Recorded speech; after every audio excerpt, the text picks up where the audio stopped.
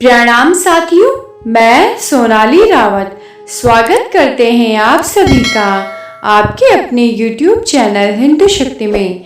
आज के इस वीडियो में हम भगवान शिव जी के 12वें ज्योतिर्लिंग अंतिम ज्योतिर्लिंग के बारे में जानेंगे। यह ज्योतिर्लिंग घूष्मेश्वर ज्योतिर्लिंग है। इसे घृष्णेश्वर ज्योतिर्लिंग के नाम से भी जानते हैं। यह महाराष्ट्र के दौलताबाद से 11 किलोमीटर की दूरी पर स्थित है। दौलताबाद का प्राचीन नाम देवगिरी था। कोटि रुद्र संहिता के अध्याय 31 में यह कथा बताई गई है। दक्षिण दिशा में एक श्रेष्ठ पर्वत देवगिरी पर्वत के निकट भारद्वाज कुल में उत्पन्न सुधर्मा नामक ब्रह्मवेत्ता ब्राह्मण रहते थे। उनकी पत्नी का नाम सुदेहा था। सुधर्मा और सुदेहा दोनों ही शिव भक्त थे। वे दोनों वेद वर्णित मार्ग पर चलते और प्रतिदिन अग्निहोत्र किया करते। वेद शास्त्र में निपुण थे। धर्म के मार्ग पर चलने वाले दोनों ही शिव भक्तों से भी बड़ा प्रेम करते। सब कुछ होने के बाद भी उनकी संतान नहीं थी, जिस कारण उनकी पत्नी सुदेहा बहुत दुखी रहती थी।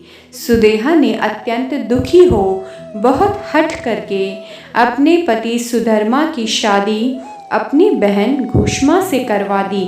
शादी से पहले सुधर्मा ने उसे बहुत समझाया कि अभी तो तुम बहन से प्यार कर रही हो, परंतु जब इसका पुत्र हो जाएगा तब तुम इससे ईर्ष्या करने लगोगी।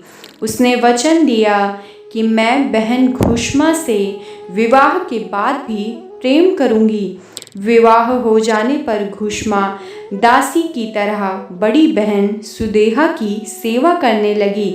घूष्मा अपनी शिवभक्त बहन सुदेहा के आज्ञा अनुसार प्रतिदिन 101 पार्थिव शिवलिंग बनाकर विधि पूर्वक पूजा करने लगी। पूजा करके वहां निकट के तालाब में जाकर उनका विसर्जन कर देती थी। फलस्वरूप उसे एक सद्गुण और सौम्यवान पुत्र प्राप्त हुआ। घूष्मा का फिर कुछ मान बढ़ा। इससे सुदेहा के मन में ईर्ष्या उत्पन्न हो गई।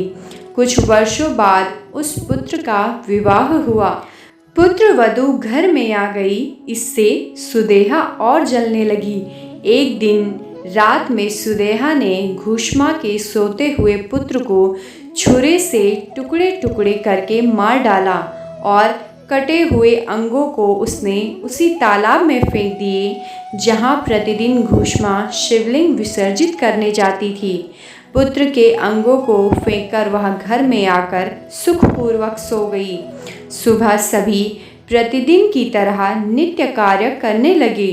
जब बहू उठी तो उसने अपने पति की शैया को देखा तो वह खून से भीगी दिखाई दी और उस पर शरीर के कुछ टुकड़े भी गिरे मिले।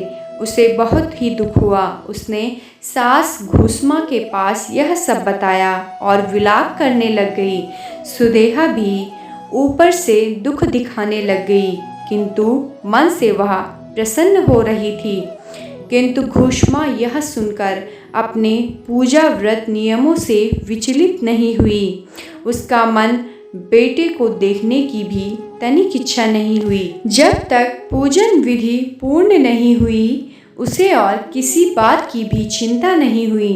पूजा समाप्त होने के बाद उसने पुत्र की भयंकर शैया को देखा तो भी उसने कोई दुख नहीं माना। वह सोचने लगी, जिसने पुत्र दिया वही उसकी रक्षा भी करेंगे, वही सबके रक्षक हैं, तो मेरी चिंता करने से क्या होगा। यह सोच वह पार्थिव शिवलिंगों को लेकर रोज की तरह शिव नाम लेते हुए तालाब में विसर्जित करने चली गई। विसर्जन के बाद जब वह वापस घर को लौटने लगी, उसे अपना पुत्र तालाब के किनारे खड़ा दिखाई दिया। उसे ना ही प्रसन्नता हुई और ना ही दुख। उसी समय उस पर प्रसन्न हो भगवान शिव ज्योति स्वरूप वहीं प्रकट हो गए और घोषणा से कहा, सुमुखी, मैं तुम पर प्रसन्न हूँ, वर मांगो। तुम्हारी सौतन ने तुम्हारे पुत्र को मार डाला, यह तुम्हारी भक्ति के प्रभाव से ही जीवित हुआ है। मैं उस दुष्ट सुदेहा का वध करूँगा। घुष्मा ने कहा, प्रभु, सुदेहा मेरी बड़ी बहन है, आपको उसकी रक्षा करनी चाहिए, उसे क्षमा कर दीजिए। आपके दर्शन मात्र से ही उसके सारे पाप नष्ट हो जाएंगे। प्रभु, मैं ऐसा क्यों करूं?